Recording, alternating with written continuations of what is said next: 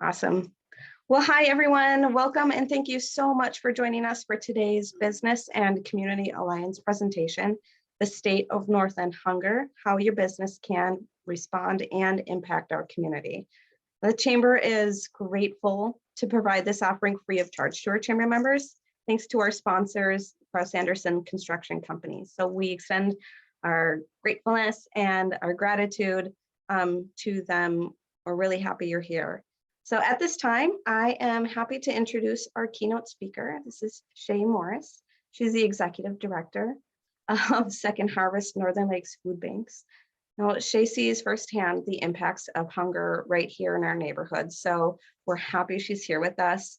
It's the holidays and to teach us more about how our businesses can respond and help our community members. So Shay, take it away. Thank you, Chris, and thank you to those who are signing on. It's a small but mighty group, so I'm excited to have your ears for the next little while. I doubt my presentation will go an entire hour, but we'll show you what we have. So let me just cue that up, and then I'll share my screen.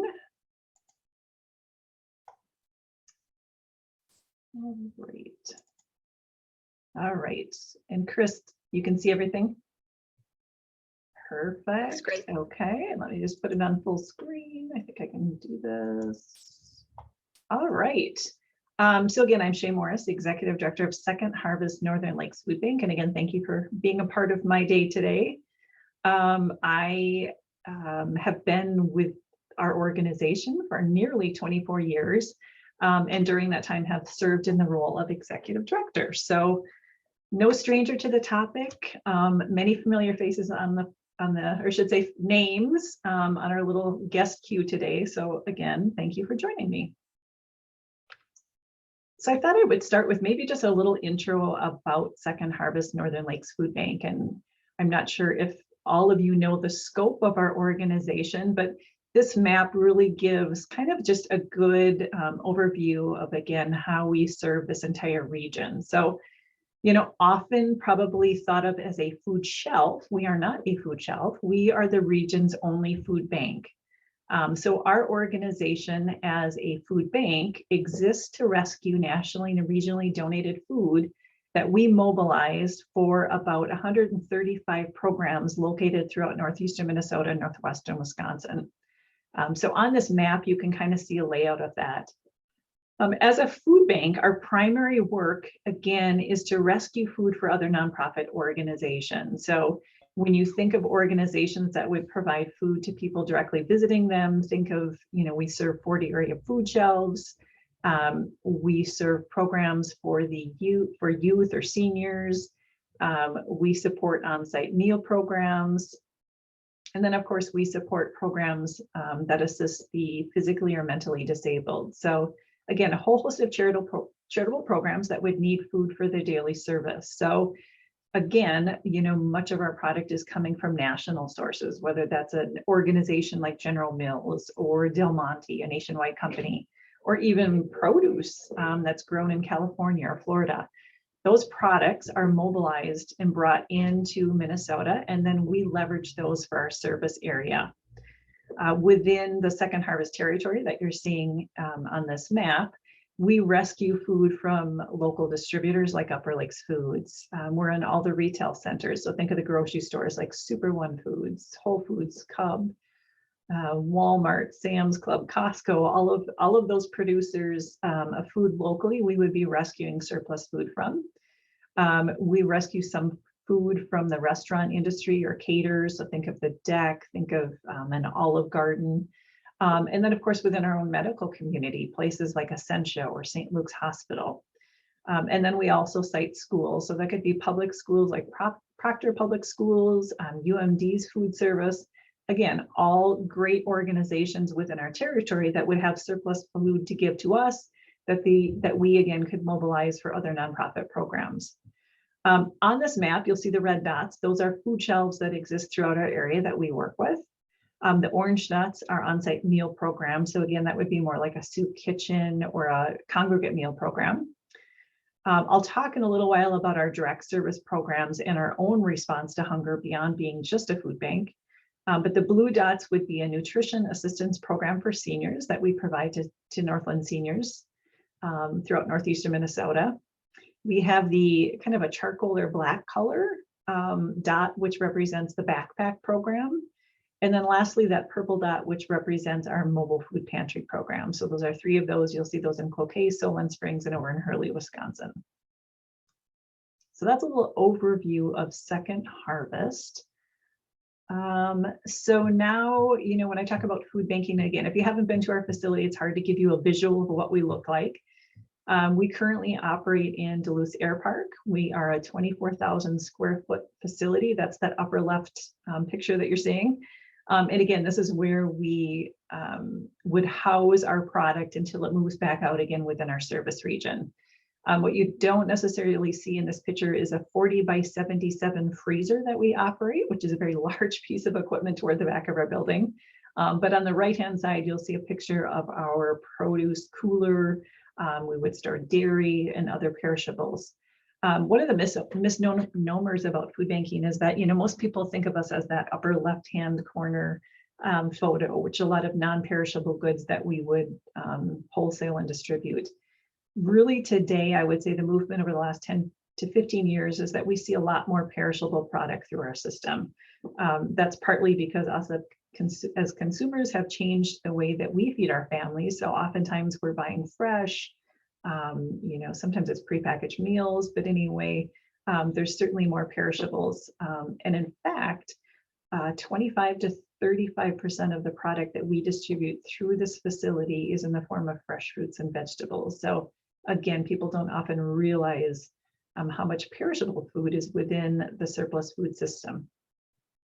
Again, in the lower left-hand corner, you'll see one of our drivers at Cub Foods. Again, we'll go to all the local retailers. We'll visit the deli, the dairy department, the produce and meat departments, and we'll be gathering products that were produced in surplus that are never going to make it to you in the grocery store.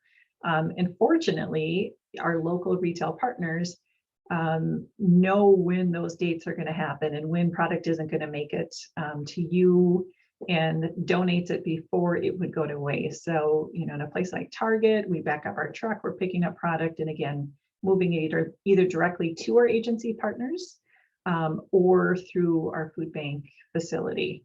I guess I didn't mention really some of the partners that we work with locally. So some of the organizations that are affiliated with us and get our product include Chum Food Shelf, Salvation Army programs, Damiano Center, Boys and Girls Club, Lifehouse, Safe Haven Shelter, Bethany Crisis Shelter. If you name a program, we probably work with them or provide food if they provide food within their own services. So a little perspective now that we've kind of got a pulse on what Second Harvest does and part of the work that we do. But I thought it would be good to provide a little update about food insecurity. So and give it a regional perspective. So food insecurity, we define, or USDA design, I'm sorry, USDA gives the definition of food insecurity as access by all people at all times to enough food for an active and healthy life. So basically USDA is conducting this survey amongst people on an annual basis. And that the questions really come up about, you know, how frequently have you missed meals? How secure are you in your access of food for your family? And so these questions provide a determination then of what our food insecurity rate looks like within our region. So if we look at Minnesota overall, 7.7% of our population are experiencing food insecurity. We know that 11.3% of children and 2.8% of seniors face food insecurity on a daily basis. In Wisconsin, we see a little bit higher case of food insecurity within the 4 counties that we serve. Again, 9.1% of people, 4.2% of children, and then 4% of seniors. So now when you break it down by a county level depiction of our service area, you can see how we compare in terms of our counties of service to that of both the Wisconsin and state averages. So we certainly have a higher rate of food insecurity amongst our entire population in this region, as well as our population of children. So again, you can see some pretty high levels, especially in Wisconsin. in terms of population of poverty and that of children. So food insecurity, so really what drives that within our region or even nationwide? So unemployment and poverty rates are two of the strongest drivers of food insecurity. That's been studied nationally. However, we'd say it's multifaceted. So there's not one dependent variable. There's a variety of circumstances or variables that impact people. Certainly, there's a strong correlation between food insecurity and households in rural communities, which again, when you looked at our geography, much of the area that we serve is a rural demographic. Certainly households with children, especially those with single parents. Seniors, especially amongst people of color and those reporting a disability. People of color overall, and then of course, those reporting a disability overall. Hunger in America is a study that we participated in a few years ago, but I think it really, even though it's becoming a little bit dated, I really think it has some important pieces to it to mention. When we did the study a few years back, we learned that 67% of people in this region lived on less than $1,000 a month. What I find really interesting is that 52% reported paid income in the prior 12 months. So again, households had paid income. 35% had a post-secondary education. Again, this one kind of floored me a little bit because over 1/3 of people that were utilizing our region's hunger programs had either a license, a certification, some college, a 2 or a 4-year degree. And then 20% of households reported a household member served in the U.S. Armed Forces or Military Reserve or National Guard. Again, veteran status within their homes. So when we look at, what we talked about with that minimum wage or, how people are trying to live on that, back then it was $1,000 a month. Let's say that you earn a minimum wage of $12.08 an hour and you're working 40 hours a week. That equates to about $1,700 per month. If any of you have rented more recently or secured a mortgage, certainly that is a large portion of what we pay our income toward, but especially in this region. Certainly in this cold area that we live in, utilities, whether it's electricity, heat, water, sewer, that can be an impact to families. And again, when you think of single income or you think of not in a livable wage job, that can become really difficult. Transportation, again, especially in our rural communities, it can be 30 miles to get to a grocery store or a food shelf. Transportation expenses can be overwhelming. Certainly having a telephone, a cell phone in particular, and then food. It is a lot to think of when you think of $1,700 per month and trying to spread it within all of those categories of a person's income. And then we add the "and what if" you have a medical crisis or you need medicine or medical care within your home. Certainly childcare, that's been at the forefront, I would say, in the last year or two in this community about affordable childcare. But certainly it can be difficult to care for children or pay for the care of your children while at the same time trying to balance, an income that might be below what's needed.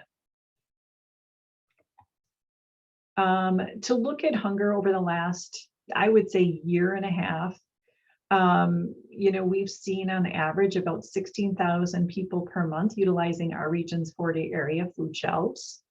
That equates to about 5,500 households per month on average. In the last year, we've seen about an 8% increase in use. And now, while that doesn't seem like a lot of people, we have seen some months where it's a 13% or a 13,000 increase over the previous year. It's ebbed and flowed. I was telling Chris before I got on this call today that many of the USDA safety net programs that were put in place during the pandemic, some of those have sunset or changed. So this spring, while there was a lot of support for people over the summer, some of that support started to decline. So in the last several weeks, we're starting to see an uptick again in terms of use of our region's food shelves or hunger programs. When you look at the demographic, 37% of the people utilizing our region's hunger programs are children, 21% are seniors. Certainly in the last year and a half, we've seen proportionately more children and seniors utilizing our region's hunger programs. We've had many visiting for the first time, and I'll share some stories at the end about that.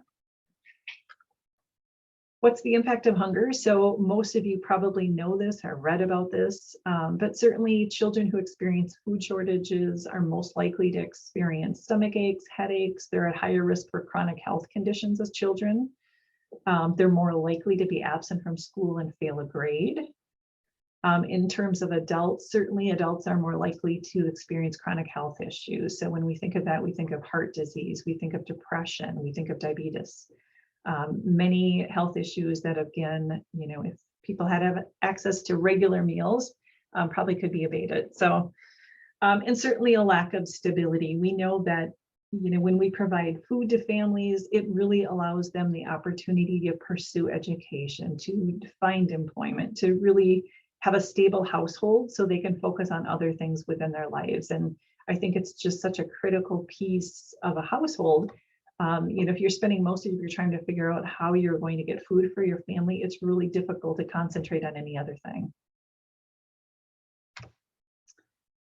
So a little bit about our response. So again, I talked about food banking. That's about 80% of our work, where we're providing our food to other nonprofit programs.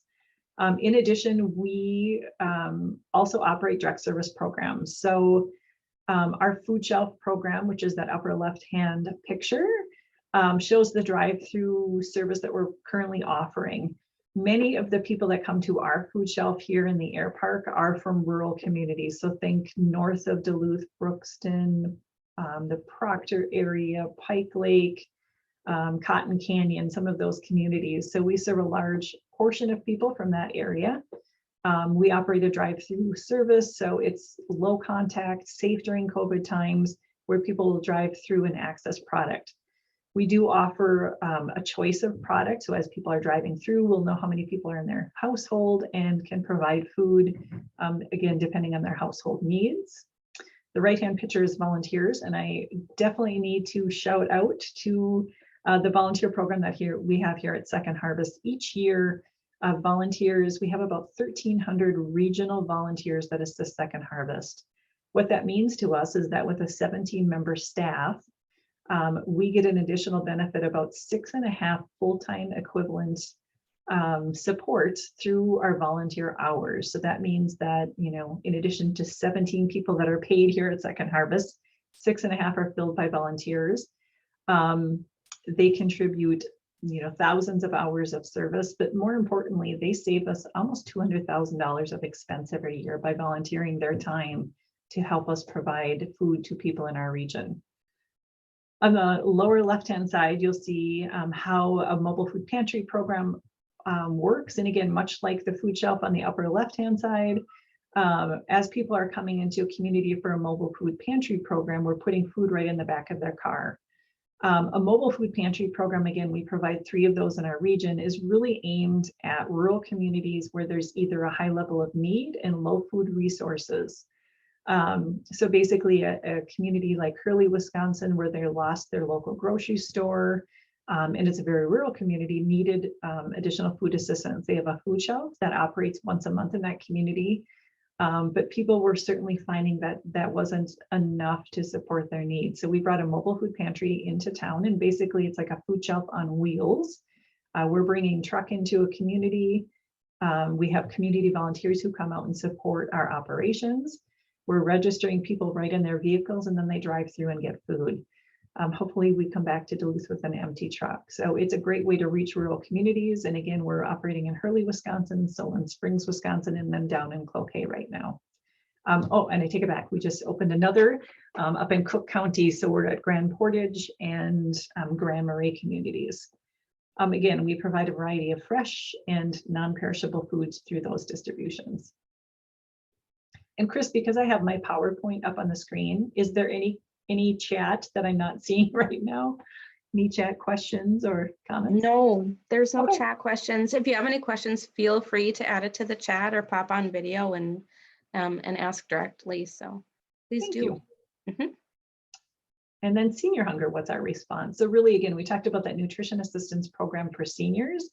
That is a commodity supplemental food program that allows us to provide monthly commodities in the form of a box of non-perishable food to low-income seniors throughout northeastern Minnesota. So I think we currently operate 23 different sites throughout the Northland, where seniors, again, will come to us. They'll drive through in their cars, or oftentimes we'll be operating within a senior high-rise or a low-income housing complex where we're providing food directly to seniors. So that's a nutrition assistance program for seniors. So we're supplying almost 900 people per month as part of that program. And I didn't share that through our food shelf, we're providing food to about 1,300 people per month. Child hunger, again, very important that we're meeting children's food needs. One of our responses is the backpack program. That's often the program most people know us for. So our program was brought to Duluth in 2010. We partnered with the Superior School District, and they had identified a need in schools within the Superior School District. So the program itself actually started back in 1995, and it started because a school nurse noticed down in Little Rock, Arkansas, that as children were leaving on Friday from school, they were returning on Monday much differently. And what she deducted is that many of the kids were coming back, they were complaining of headaches or nausea or just acting up in class. And she deducted that there was probably an issue of hunger in their home. So she started this program with her local food bank, where the food bank accessed products, so food items. Volunteers would come into their facility, much like they do ours, pack it into small bags. So you see those Denfeld boys on the upper left-hand corner, coming in and packing a small 5 to 6 pound bag of food. And then we work with 16 school districts throughout northeastern Minnesota, northwestern Wisconsin, about 45 schools. And what we do is we deliver product out to local schools. Within the schools, teachers, counselors, nurses will identify that children might have a need in their homes, and that product goes right in a child's own book bag or backpack and goes home with the child for the weekend. Certainly fills an important gap in a family's weekend food. You know, throughout the week, many children have access to federally subsidized school breakfast and lunch. So there's certainly a void on weekends, and this program really helps a lot of kids in our region.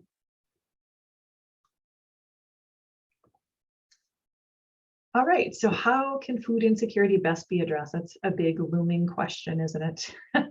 Again, we know employment and poverty are two of the strongest drivers of food insecurity. So we always talk about jobs. What does it mean for a community to provide a livable wage job? And what does that look like for individuals and families? And certainly when we had that exercise a few slides back about what it means, you know, certainly with COVID, we've seen a lot change for employers and employees in terms of the wage greatly increasing. And that is obviously an impact to employers. It's an impact to people that are looking for work and able to access goods and services, which we're seeing also increase. So certainly that's an important piece of this puzzle. You know, I would say from the standpoint of, you know, when we're talking about single parent homes or homes with children, certainly flexibility, employers providing that flexibility for their employees to be engaged, but also balance the responsibilities as parents or within their households is so important. And then of course, employer paid benefits. That's always helpful to families, whether it's medical or dental insurance or short and long-term disability insurance. All of those supports certainly help provide stability to families in our region and certainly help us stave off food insecurity. Certainly ensuring some strong safety net programs. So when I talk about that, I typically talk about federal nutrition programs. So, you know, what people knew as the food stamp program or the supplemental nutrition assistance program has been an important support right now for families, especially during the pandemic. You know, that additional food support allows families to go to the grocery store and provide additional food or meals to their families, in addition to what we provide as a charitable food system. Programs like the school breakfast and lunch programs. And again, with the pandemic, there was some great supports put in place to offer that universally to all families. That's really just been a great way for families to pick up meals curbside or be within the programs when their school's in session. So again, strong safety net programs are very important to our work. Reducing barriers to program participation. At one time, the food stampers supplemental nutrition assistance program had a 32-page application in Minnesota. We know how challenging that could be. And again, when people are trying to just simply find food for their families, certainly reducing any barrier we can to make participation easy is helpful, whether it's in, again, a federal nutrition program or here within our own programs. How is it that we meet people where they're at and provide the ease of service that is respectful and really supportive of our neighbors in need. Donation and rescue of surplus food. So again, we'll talk about that in a second, but certainly we as a food bank operate with the mindset that there is surplus food in the United States that could be rescued and provided to people. Typically, I'll share the statistic that up to 40% of the food produced in the United States is thrown away as waste. That's a USDA estimate. So it says to us there's a whole lot of food in this nation that can be rescued prior to it entering a landfill. I think that's really important to note. And again, that's where we come in, is we really want to be able to access that product so it can be provided to people in a timely basis. Addressing racial disparities. So a lot of the information and work that has come out in the last year and a half through Feeding America, our national network, has really focused on how do we work to address racial disparities within this region. Certainly for this region, we have developed, again, partnerships with Indigenous communities. We have tried to provide supports and respectful partnership with our local tribal organizations. We have 5 within our region. One of the programs that we've had a lot of success with in Wisconsin with our Bad River tribal organization has been a program where we have utilized funds to purchase products from Indigenous producers that we then provide to tribal elders. And it's been a really successful pilot program in the last year, and again, in those Wisconsin counties. But again, trying to be creative about how we really respect sovereignty, but also, again, address racial disparities that exist within our region. And then finally, raising awareness and engaging the public. Certainly that is a way we can all address food insecurity, is raising awareness that there's an issue and how it impacts people in our own community, and then engaging people, again, to support our work. So part of the speaking opportunity today was to talk about, you within organizations or businesses locally, how can you respond and help support food security? Certainly to contribute. So charitable contributions, as you all know, are deductible to qualified charitable organizations like ours.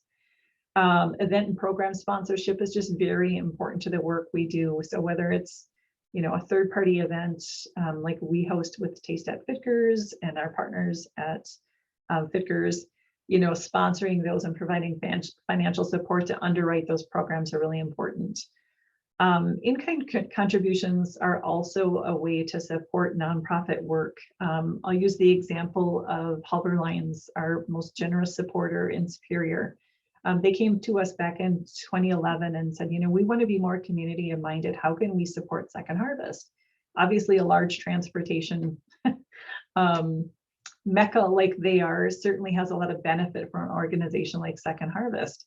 Much of our national donations were coming through the Twin Cities, through our sister food bank at Second Harvest Heartland. So how the system works is the product would land at their facility down in Brooklyn Park. And when we can draw up enough of a truckload to bring it up north, we would pay for that to happen to bring it into Duluth. And so they are now backhauling for free product from the Twin Cities Food Bank to our local organization to the tune of probably about $25,000 to $28,000 of an in-kind contribution each year. So it's incredible when you think of how organizations can support other organizations, again, with their own manpower, labor, resources. It really matters to an organization like ours. Surplus food, again, super important to our work. So, you know, as I look around our screen today, I'm not sure how many are associated with local food producers, but certainly whether it's, you know, farmers, retailers, growers, distributors, there's a lot of product in this region to be rescued. So again, always put in the good word of how we can access that product. And then finally, volunteering. You know, we have a lot of corporations or businesses who engage their employees, come out for a staff retreat to do a packing. You can see Target in the photo here. It's a great team building opportunity, but it also really shows your employees how you're leading the community and in that community engagement or nonprofit support. We also have many businesses and organizations who really make it a priority for their employees to be engaged. You know, some host internal events. So whether it's a Blue Jean Day where you donate $5 to participate, or it's a chili cook-off, there's a lot of local organizations who will again have that kind of employee engagement and then donate the proceeds to local charity. Volunteerism. So not only coming together as a group to volunteer, but giving employees, there's some employees locally who will give their employees time off to volunteer. You know, they'll say you get so many hours per month to volunteer. So we'll get individuals from really generous corporations or businesses who allow their employees to come here. Matching gifts, again, a great way for local businesses to support their employees to be engaged. Sometimes they'll match dollars for volunteer hours. Sometimes they'll match one-on-one dollars in terms of what an employee gives to an organization. So that really leverages even more support for our work. And then the raise awareness. So again, you know, for much of our awareness, we are now on all of our social media channels, Twitter, Instagram, Facebook. So we always encourage people, whether they're here volunteering or doing an event, to certainly, you know, like our post, share our post, comment, and then tag themselves in social media. And again, that just has so much power today when we talk about how we spread the word about what's happening in communities and how people are responding. Hey, I have a question. Yeah. Are those businesses who throw away food receptive when you approach them to donate it instead of wasting or discarding? Very much so. That's a really good question. Very much so. I think, you know, we have done a lot of our rescue in the last 20 years is really when that took off in our community. So many of the organizations that we're working with, and again, whether it's, you know, St. Luke's or whether it's UMD or Sam's Club, they're all very receptive. And really for them, there's a couple of things that help benefit them. First, there's the Good Samaritan Act, which was part of legislation back in 1986.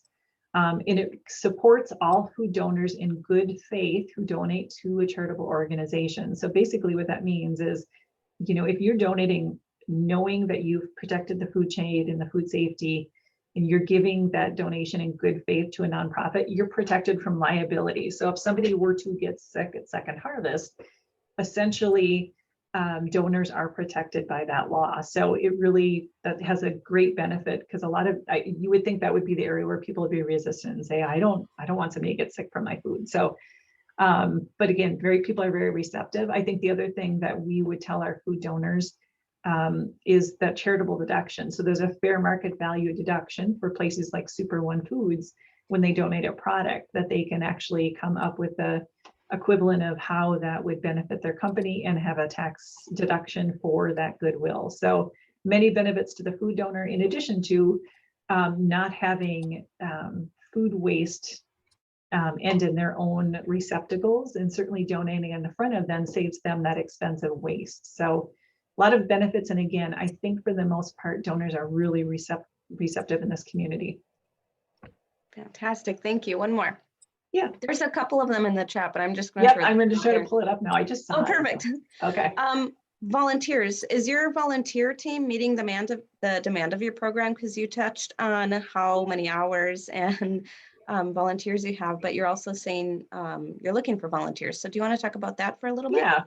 So volunteers, again, really important to our program. I was telling Chris before we came on today that it's been a really interesting year. So when we first, pivoted to this new COVID mantra, I guess I would say, is that, many of our elderly volunteers stayed home. They were nervous about COVID, but at the same time, there was a lot of unemployment. So people were saying, I need to do something. I'm unemployed right now. I want to get out and I want to help. So we saw a lot of people, come out and roll up their sleeves and volunteer. Then people got called back to work. So again, we saw this other swing of, okay, now people are back employed.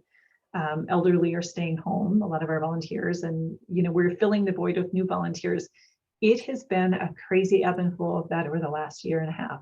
I've said there are times that we have more volunteers than we have activities, and then the opposite, times that we have more activities than volunteers. So you probably see our requests in the community go up and down for volunteers, and we're just trying to figure out, like, what is the balance? When is it going to level off and be more consistent like it was 2 years ago for us? But for the most part, we've been pretty fortunate in terms of having volunteers most often to meet the needs of our programs.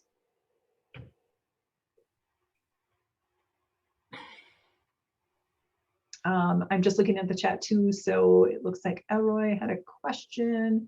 Where do you wholesale and what products? And so again, when we talk about our donated food, most people don't realize, like, the product itself is free. So when we're talking donated product, our only cost is transportation, storage, and handling.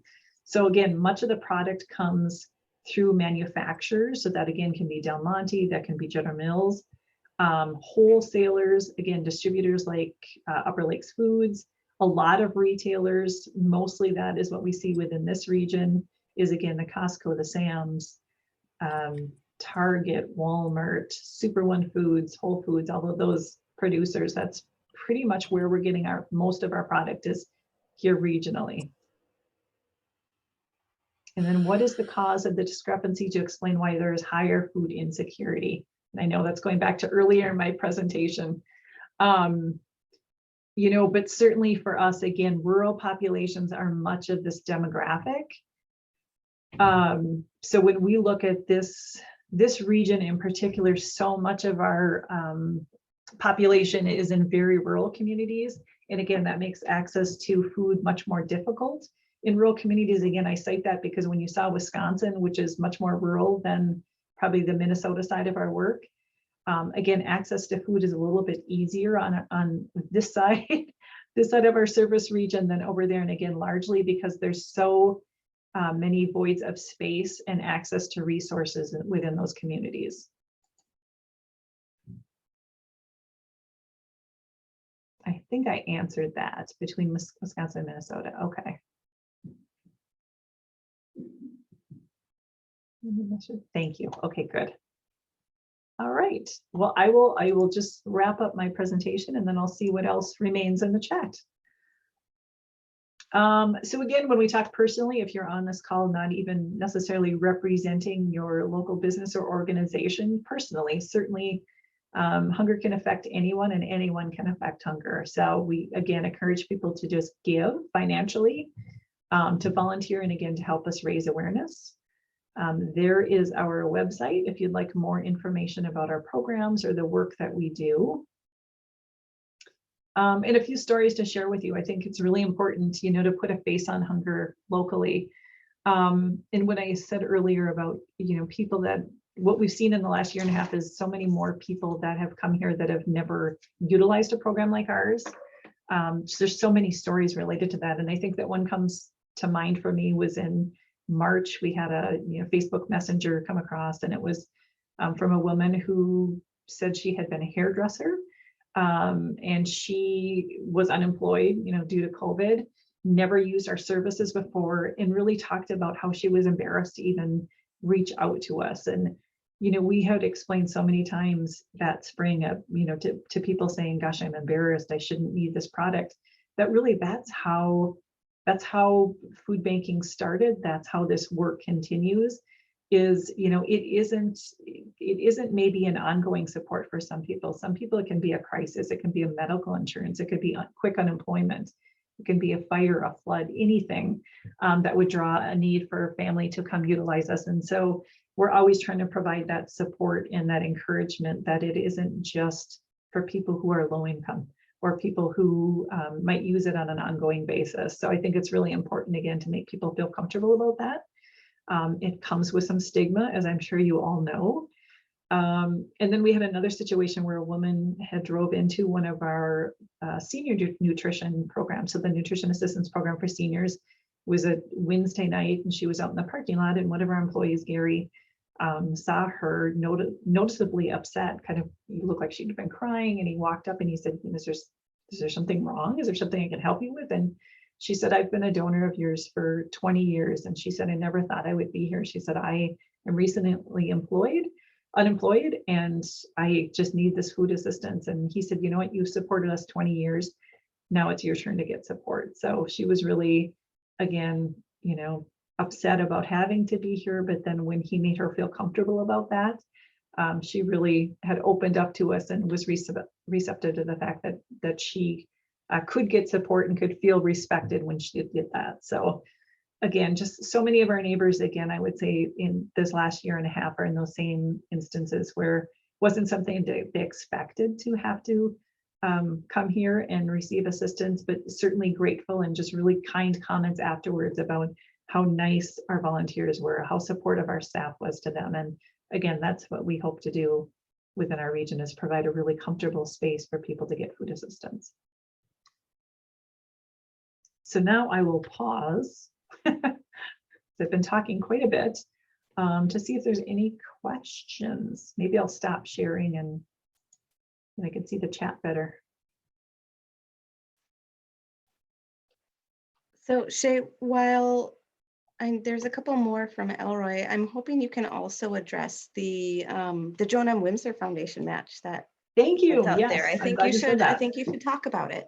Yeah, so we have a generous supporter who came on board probably 2 years ago, the Joan M. Wismer Foundation. And this foundation reached out to us. There was a local contact and said that they wanted to support our work. And we developed this partnership where last year and this year, they have been really generous to not only provide us with support, but they do that in the form of a match. So through the end of the year, any contribution provided to Second Harvest will be matched dollar for dollar up to a $50,000 contribution by the Joan M. Wismer Foundation. So excited to have that during the holiday season when people are thinking of giving. Sometimes it's just that little bit extra nudge for people to give to an organization like ours. So super happy about their support.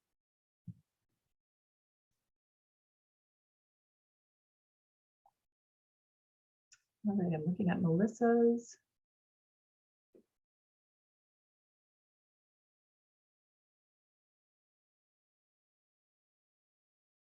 Thank you, Melissa. Yeah, we'll look forward to you reaching out to us. Certainly there's opportunity to support our programs if that's something leadership Duluth would like to be a part of. I will say I am from one of the pioneering classes of 1998, so love the program and would be happy to interface with new people in the program.